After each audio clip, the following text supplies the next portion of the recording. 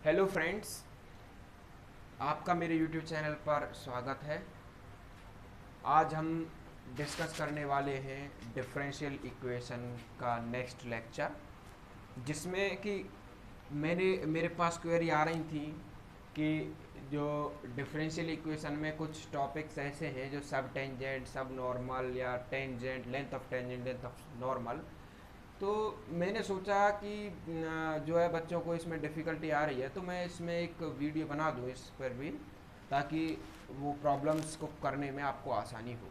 ये है तो वैसे ही जो आप कैलकुलस पढ़ के आते हो, डिफरेंशियल कैलकुलस क्लास 12th में उसी का पार्ट है, लेकिन यहाँ कर थोड़ा कुछ बच्चे ऐसे हैं जिनके सिलेबस में से हटा दिया जाता है, तो वो पढ़ नहीं पाते हैं, इसलिए मैं यहाँ पर इनको डिस्कस कर रहा हूँ। ये काफ़ी हेल्पफुल होता है डिफरेंशियल इक्वेशन में। ओके, तो चलिए मेरे साथ समझने का प्रयास कीजिए। आप जानते ही होंगे कि टेंजेंट क्या होती है। ओके, सब टेंजेंट, नॉर्मल, सब नॉर्मल मैं बता दूंगा। आप ये तो जानते हैं कि टेंजेंट क्या होती है, नॉर्मल क्या होती है, बट लेकिन सब टेंजेंट और सब नॉर्मल मैं बता दूंगा आपको। चलिए मेरे साथ आइए, बनेगी। ओके नाउ चलिए समझते हैं टेंजेंट, नॉर्मल, सब टेंजेंट, सब नॉर्मल्स क्या होती है। ओके, तो आइए मेरे साथ। जैसे कि ये हमारे पास एक कर्व है, ये आपको दिख रहा होगा। ये एक हमारे पास क्या है, एक कर्व है। ये वाला जो आपको दिख रहा है। ओके, मुझे उम्मीद है कि आपको दिख रहा होगा ये वाला कर्व। ठीक है, इसको मैं नाम ले देता हूँ y equals to F of x. Okay, so ये एक हमारे पास क्या है, कर्व है। तो अगर हम बात करें कि इस कर्व पर टेंजेंट क्या होगी, नॉर्मल क्या होगी, सब टेंजेंट क्या होगी, सब नॉर्मल क्या होगी, और उनकी लेंथ्स क्या होंगी। तो पहले मैं बात करता हूँ टेंजेंट की लेंथ क्या होगी। जो ये है ना, ये लाइन आपको दिख रही है, ये वाली टेंजेंट। आपको पता है किसी भी कर्व को अगर कोई लाइन टच करते हुए जाती है, ओके, तो वो क्या होती है, उसकी टेंजेंट होती है। मान लेते हैं कि इस कर्व को ये लाइन पी पॉइंट पर टच करती है, ओके, जिसके कोऑर्डिनेट्स है एच कॉमा के। ओके, सो ये टेंजेंट जो है टी, मैं इसको नाम लेता हूँ टी, और ये क्या है, इसकी नॉर्मल है। जो टेंजेंट के परपेंडिकुलर लाइन होती है वो क्या होती है, नॉर्मल होती है। ओके, सो ये टेंजेंट है, और ये टेंजेंट जो वो एक्स एक्सिस से थीटा एंगल सब जो है बनाती है। ओके, सो अब हम देखते हैं कि ये टेंजेंट की लेंथ क्या होगी। टेंजेंट की लेंथ आप समझ गए क्या होगी, जो ये ओ से लेकर और ये पी तक की जो लेंथ होगी ना, वो टेंजेंट की लेंथ होगी। ठीक है, मैं लिख देता हूँ यहाँ पर, जो है एक पॉइंट लिख देता हूँ। ओ पी क्या है यहाँ पर, सॉरी यहाँ नहीं, थोड़ा नीचे लिखता हूँ। ओ पी क्या है, उम्मीद है कि आपको दिख रहा होगा, लेंथ ऑफ टेंजेंट। ओके, ये आपको दिख रहा है। अब इसके बाद जो है मैं बात करता हूँ कुछ पॉइंट्स हैं जो मैं बाद में लिखूँगा। जैसे कि जो है P, इसको मैं n दे दिया मैंने, ये मैं यहाँ पर जो है ये n है। ओके, तो ये पी एन क्या है, पी एन है आपकी लेंथ ऑफ नॉर्मल।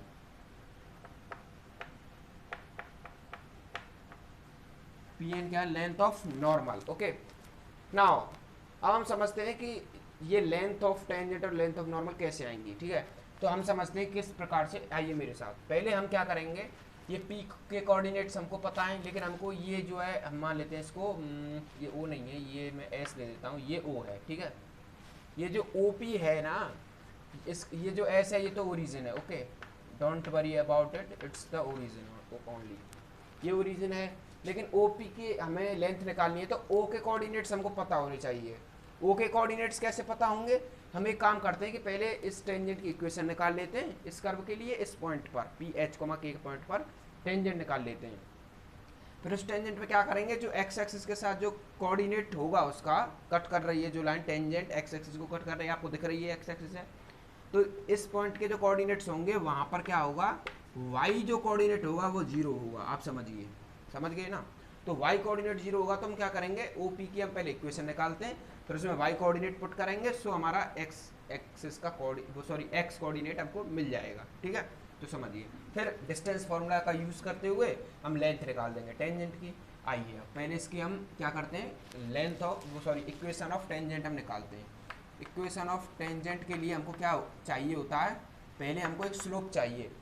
स्लोप मान लेता हूँ लेट, यहाँ लिख देता हूँ लेट स्लोप ऑफ टेंजेंट क्या है हमारा, एम है, क्या है, एम, मान लिया भाई क्या एम है। तो अब आप ध्यान दीजिए यहाँ पर कि इक्वेशन ऑफ टेंजेंट क्या हो जाएगी, ये आपने पढ़ा है कि स्लोप फॉर्म पढ़िए किसी लाइन की, वो क्या कहती है, if any line passes through a given point and that line have a slope, मान लेते हैं एम है और पॉइंट क्या है एच कॉमा के से पास हो रही है, तो उसकी इक्वेशन क्या होती है, वाई माइनस के equals to M x minus H. ये होती है क्या, इक्वेशन होती है किसकी, ये इक्वेशन होती है टेंजेंट की। ओके सॉरी, जो लाइन जो एच कॉमा के पॉइंट से पास हो रही है और उसका स्लोप एम है, उसकी इक्वेशन है। तो हमें अब अगर इसका एक्स कोऑर्डिनेट चाहिए तो हमें y इक्वल्स टू 0 पुट करना पड़ेगा इसमें, तब हमें एक्स कोऑर्डिनेट मिलेगा। तो पुट करते हैं 0 माइनस के equals to M x minus H. Okay, अब हमें x चाहिए तो क्या होगा, या माइनस के, इसको नीचे लेकर आऊँगा माइनस के अपॉन एम, समझिए x minus H equals to minus K upon M. तो x इक्वल्स टू क्या आया, h minus K upon M, समझ में आया, सब्सटीट्यूट इधर इसे इधर कर दिया तो मिल गया ये। ओके, क्या आया, h x equals to h minus K upon M. तो हमें o मिल गया, क्या मिला, हमें मिल गया h minus K upon M, ठीक है ना। तो ये हमारा कोऑर्डिनेट होगा x का, ठीक है। ये अब मैं आप नोट डाउन कर लीजिए इसे, मैं इसे रब कर रहा हूँ यहाँ से, ठीक है।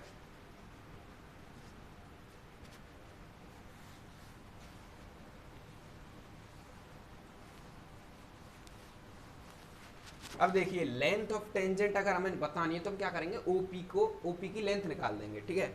ओपी की लेंथ ही हमारी लेंथ ऑफ टेंजेंट होगी, क्या डिस्टेंस फार्मूला यूज कर देंगे। कोई दो पॉइंट है हमारे पास, क्या पी पॉइंट है एक, तो उसके कोऑर्डिनेट्स है एच कॉमा के, और अनदर पॉइंट है क्या है ओ, जिसके कोऑर्डिनेट है H minus K upon M, और ये 0। तो इनमें अगर हम डिस्टेंस फार्मूला यूज़ करेंगे तो डिस्टेंस फार्मूला आपको पता है कि दोनों का ये डिफरेंस देकर उनका स्क्वायर, प्लस इसका भी वाई कोऑर्डिनेट्स का भी डिफरेंस देकर उसका स्क्वायर और अंडर रूट में। तो पहले इसका और इसका डिफरेंस क्या है, H minus K upon M minus H का whole square, okay, plus 0 minus के का होल स्क्वायर, और इसका भी अंडर रूट। तो एच से एच कट गया, के स्क्वायर अपॉन एम, के square upon M plus K square, and then when we take k outside from square root then it will be k upon m under root 1, sorry ये square है तो ये आएगा 1 plus M square. ये क्या है, हमारी लेंथ ऑफ टेंजेंट, समझ में आ गई होगी उम्मीद है। तो मैं इसे लिख देता हूँ, लेंथ ऑफ टेंजेंट क्या आई, आप लिख लीजिए, लेंथ ऑफ टेंजेंट आई है हमारी ओ पी इक्वल्स टू आई है K upon M under root 1 plus M square. Okay, अब अगर हम बात करें लेंथ ऑफ नॉर्मल, तो लेंथ ऑफ नॉर्मल के लिए हमें एन के कोऑर्डिनेट चाहिए होंगे। एन के कोऑर्डिनेट्स कैसे मिलेंगे, पहले हम पी एन जो है नॉर्मल, इसकी इक्वेशन निकालेंगे, फिर उसकी जो इक्वेशन आएगी उसमें एक्स कोऑर्डिनेट्स को 0 पुट करेंगे, क्योंकि हमको पता है ना एन के जो कोऑर्डिनेट होंगे वो क्या होंगे, कुछ ऐसे, यहाँ वाई कोऑर्डिनेट 0 होगा। तो निकालते हैं, कैसे आती है, देखिए टेंजेंट के अगर स्लोप एम है तो नॉर्मल का स्लोप -1 अपॉन एम होता है। तो इक्वेशन क्या होगी, वाई माइनस के equals to -1 upon m x minus H. Okay, and when we put y coordinate equals to 0 then minus के equals to -1 upon m x minus h. Then यहाँ से हम एक्स की वैल्यू हमारे पास क्या मिलेगी, आप सोचिए, मैं इसको जो है नेगेटिव एम के, ठीक है, क्या मिलेगी, X equals to H plus M की, ये मिलेगी जनाब, ठीक है। तो कोऑर्डिनेट क्या हो गए, देखिए हमारे पास कोऑर्डिनेट आ गए, ये पी और एन, पी के कोऑर्डिनेट मैं लिख देता हूँ यहाँ पर एच प्लस एम अपॉन, ये सॉरी, ये जो एन है ना इसके कोऑर्डिनेट आए हैं हमारे पास एच प्लस एम के कॉमा 0, ठीक है ना। तो एन के कोऑर्डिनेट से ये आ गए, ठीक है, आपने नोट डाउन कर लिया होगा, मैं इसे रब कर रहा हूँ क्योंकि हमारे पास इतना जो है जगह नहीं है, तो इसलिए मैं रब कर दिया, ठीक है। ये हमारे पास क्या है, कोऑर्डिनेट आ गए इसके। अब हमें क्या है, डिस्टेंस फार्मूला यूज़ करना है पी एन के लिए। पी एन में अगर हम डिस्टेंस फार्मूला यूज़ करेंगे तो हम क्या मिलेगा, सोचिए, इसका और इसका डिफरेंस, तो m h plus m k minus H का होल स्क्वायर प्लस 0 माइनस के का होल स्क्वायर। तो इससे कैंसिल आउट एम के square then when we take k common from this and outside from square root then it will be k under root 1 plus M square. ये आया भाई, क्या आया, लेंथ ऑफ नॉर्मल आ गई K under root 1 plus M square, K under root 1 plus, ठीक है। क्या है, हम लिख देते हैं यहीं पर, नीचे लिख देंगे। इसे मैं सब्ट्रैक्ट यहाँ से एलिमिनेट करता हूँ। कहाँ लिखूँ भाई, चलिए यहाँ लिख देता हूँ।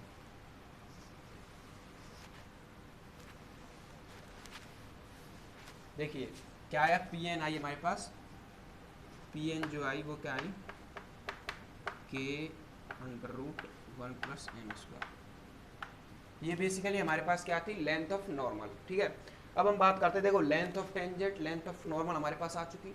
अब हम बात करते हैं लेंथ ऑफ सब टेंजेंट, लेंथ ऑफ सब नॉर्मल। अब देखिए सब टेंजेंट क्या होती है, पहले ये बता दूं। सब टेंजेंट ये लाइन होती है, देखिए ये जहाँ पर ये एक्स कोऑर्डिनेट को टच कर रहा है वहाँ से लेकर और जहाँ ये कर्व को टच कर रहा है, ये तो हो गई क्या, ये तो हो गई आपकी टेंजेंट जो है, लेंथ ऑफ टेंजेंट। बात है कि ये सब टेंजेंट क्या होगी, लेंथ ऑफ सब टेंजेंट क्या होगी। तो आइए मेरे साथ देखिए, ये तो हमारी हो गई लेंथ ऑफ टेंजेंट। मैं लिख देता हूँ यहाँ पर, देखिए यहाँ पर जगह नहीं है इसलिए मैं नहीं लिख पा रहा हूँ। तो ये तो हो गई मैं लेंथ ऑफ टेंजेंट। अब हम ये तो हो गया मैं लेंथ ऑफ नॉर्मल। अब देखिए अगर मैं यहाँ से परपेंडिकुलर डाल दूँ, पी से एक्स एक्सिस पर परपेंडिकुलर डालने पर क्या होगा, समझिए, परपेंडिकुलर डाल दूँ मैं, ठीक है। अब ये जो परपेंडिकुलर है, तो इसमें आप गौर करिए कि ये जो है ना, ये देखिए आपने नोट डाउन कर लिया होगा, मुझे उम्मीद है। तो मैं यहाँ से रब कर देता हूँ इसको, ये जो कोऑर्डिनेट्स वगैरह हैं, चलिए इनको रहने दूँ। ये है ना, ये वाली जो है, ये मैं एम मान लेता हूँ, पॉइंट एम। तो देखिए ये जो ओ एम जो होती है ना, ओ एम क्या, ये ओ से लेकर जो एम तक की जो लाइन है, ठीक है, ये क्या होती है, सब टेंजेंट, लेंथ ऑफ सब टेंजेंट, लेंथ ऑफ सब टेंजेंट, ठीक है ना। और अब मैं अगर बात करूं, ये जो होती है ना एम एन, ये एम एन जो है क्या, एम एन, ये होती है लेंथ ऑफ सब नॉर्मल, सब नॉर्मल, ठीक है ना। तो समझ में आ गया होगा। अब हम इनकी लेंथ निकालते हैं। देखिए सिंपल है, कुछ नहीं है। देखिए मुझे ये ओ एम चाहिए, ओ एम चाहिए, और ये मुझे पता है ओ पी, ठीक है ना। मैं ये 90 डिग्री का एंगल है, तो मैं यहाँ पाइथागोरस का यूज़ कर सकता हूँ, पाइथागोरस थ्योरम जो है हमारी। बट लेकिन मुझे अगर m का कोऑर्डिनेट भी पता चल जाए तो ये आसानी से निकल सकती है। m का कोऑर्डिनेट कैसे पता चलेगा, कि आप सोचिए, आपने कोऑर्डिनेट ज्योमेट्री पढ़ी है, कार्टेशियन कोऑर्डिनेट्स, उसमें आपने ये पढ़ा होगा कि जब हम ये परपेंडिकुलर है, h, के इसके कोऑर्डिनेट है, तो इसका जो ये होगा ना, एक्स एक्सिस पर जो कट कर रही होगी, तो इसका कोऑर्डिनेट क्या होगा, एक्स एक्सिस का कोऑर्डिनेट तो सेम रहेगा, बट लेकिन वाई एक्सिस का कोऑर्डिनेट जीरो हो जाएगा। समझ गए ना, मुझे उम्मीद समझ में आ गया होगा आपके। तो देखिए m का कोऑर्डिनेट आ गया, p का आ गया और o का आ गया। अब हमें पाइथागोरस थ्योरम का यूज़ करना है। ओ एम जो है हमारी क्या, लेंथ ऑफ सब tangent.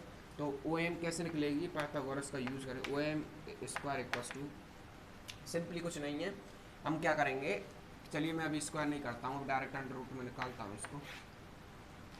O M equals to हम करेंगे इसका स्क्वायर माइनस इसका स्क्वायर। देखिए ओ पी का स्क्वायर माइनस एम पी का स्क्वायर, ओ पी का स्क्वायर माइनस एम पी का स्क्वायर,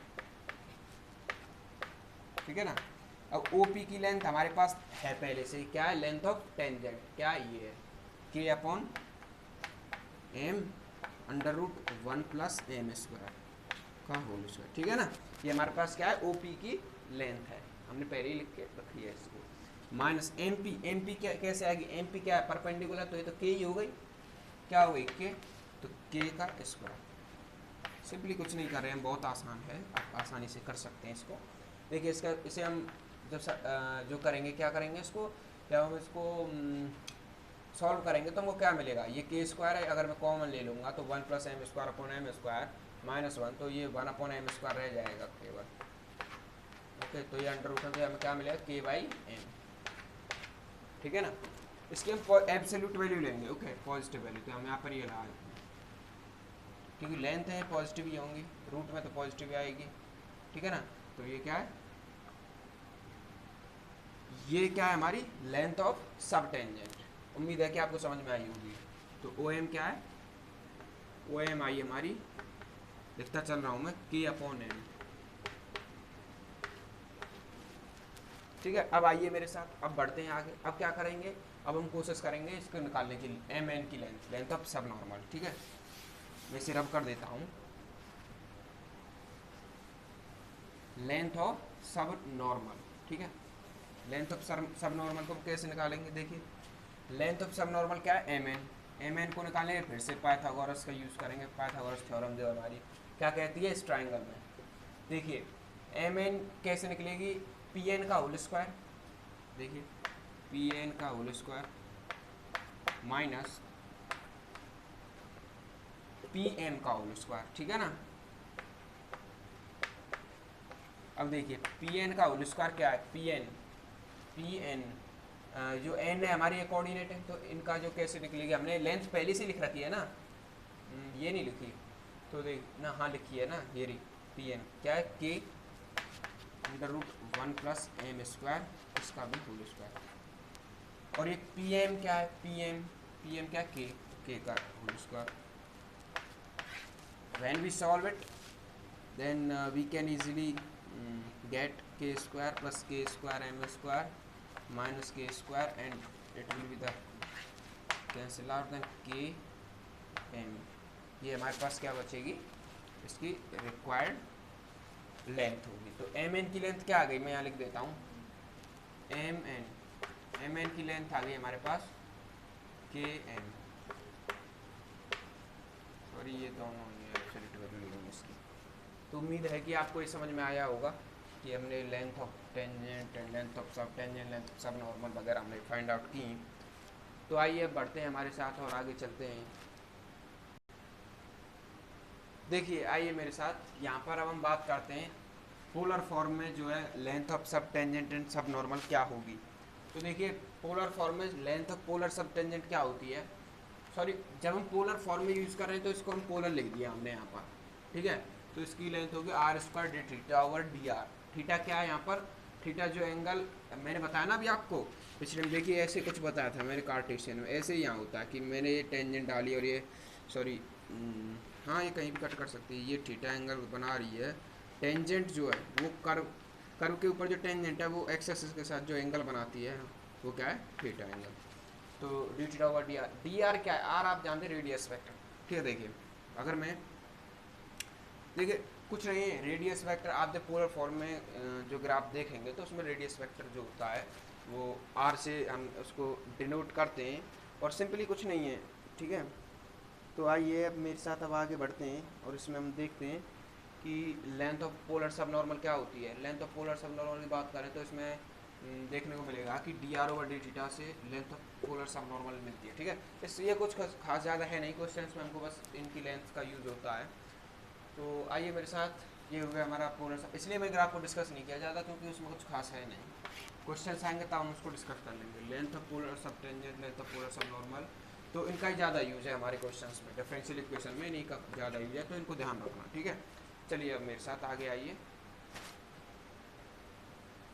देखिए फ्रेंड्स, ये जो है कुछ फॉर्मूलेज पोलर फॉर्म में ही है। जो फाई जो एंगल है वो क्या है, रेडियस वेक्टर और टेंजेंट के बीच में जो एंगल बनता है वो है फाई एंगल, ठीक है। तो ये फॉर्मूला आपको ध्यान रखना है, tan phi = r/d∅/dr, और ये cot phi के लिए फॉर्मूला है। ये मैंने क्या है इनवर्स इसका डायरेक्ट 1/, में लिख दिया है, तो ये आ गया, ठीक है। Intercept made by tangent on x axis, देखिए जैसे मैंने कार्टेशियन बताया था ना आपको, ये मेरा कर्व है, ठीक है। तो ये मैंने टेंजेंट बनाई, ठीक है। तो देखिए ये यहाँ पर कट कर रही है, ये इसका क्या मतलब है कि ओरिजिन से लेकर जो इसने यहाँ तक जो दूरी तय की है ना, ये इंटरसेप्ट है एक्स एक्सिस पर जो बनाया गया है, ठीक है। मुझे उम्मीद है कि आपको दिख रहा होगा, मैं एक बार चेक कर लेता हूँ आपको दिख रहा है कि नहीं। हाँ ये आपको दिख रहा है। तो ये क्या है, एक्स एक्सिस पर जो इंटरसेप्ट है वो है, ठीक है। अगर हम बात करें कि ये जो इंटरसेप्ट है, ये इसी टेंजेंट द्वारा ये जो इंटरसेप्ट है, ये यहाँ से लेकर यहाँ तक का, ठीक है, ये क्या है, ये वाई एक्सिस पर बनाया जा रहा है, तो क्या है, वाई इंटरसेप्ट। तो इनकी वैल्यूज़ होती हैं, एक्स एक्सिस पर बनाया तो X minus Y D Y over D X over D Y, and Y axis पर तो Y minus X D Y over D X. ये डायरेक्ट है, इनका कोई फॉर्मूला नहीं है, फॉर्मूला है लेकिन यहाँ डिस्कस करना मुझे सही नहीं लग रहा है, क्योंकि यहाँ पर केवल हमको इनका यूज़ करना डायरेक्टली। तो चलिए क्वेश्चंस की ओर बढ़ते हैं। देखिए फ्रेंड्स, यहाँ पर हमने कुछ क्वेश्चन लिखा है। एक क्वेश्चन, इसका फर्स्ट पार्ट है, find the equation of the car for which. देखिए जो मैं क्वेश्चन डिस्कस करने वाला हूँ वो उनमें जो यूज्ड फॉर्मूले होंगे वो ये होंगे, आप इनको एक बार रिवाइज कर लीजिए। लेंथ ऑफ टेंजेंट क्या होगा, देखिए K upon M under root 1 plus M square. K क्या है यहाँ पर, वाई कोऑर्डिनेट है किसका, जहाँ पर जो कर्व पर जो हमने पॉइंट माना है ना, उसका जो वाई कोऑर्डिनेट के है। एम क्या है, slope of the tangent and सब टेंजेंट की जो लेंथ होगी वो के अपॉन एम की एब्सोल्यूट वैल्यू। आप ध्यान रखिए कि हम एम और के को पॉजिटिव ही लेंगे नॉर्मल में, ये सब नॉर्मल में, ठीक है। उम्मीद है कि आपको समझ में आएगा। अब देखिए द कार्टेशियन सब टेंजेंट इज कांस्टेंट, इसलिए कार्टेशियन, ये देखिए कार्टेशियन के लिए फॉर्मूले हैं, आप ध्यान रखिएगा इनको, ठीक है। तो कार्टेशियन सब टेंजेंट की बात कर रहा है, कार्टेशियन सब टेंजेंट इज कांस्टेंट, ओके। तो लेंथ ऑफ कार्टेशियन सब टेंजेंट क्या होती है, आप मुझे बताइए। फॉर्मूले में देखिए लेंथ ऑफ कार्टेशियन सब टेंजेंट ये आती क्या है कि के अपॉन, डायरेक्ट लिख रहा हूँ, कोई डाउट नहीं, क्योंकि स्पेस कम है हमारे पास। क्या ये कांस्टेंट है, मान लेते हैं सी एक कांस्टेंट है, मान लेते हैं, डोंट वरी, हमने मान लिया, ठीक है।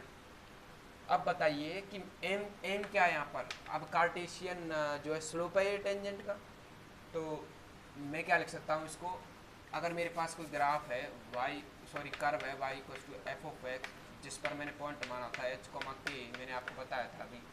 तो इसके लिए मैं m मैंने स्लोप माना है, तो इसकी वैल्यू क्या होगी, D Y over D X, okay.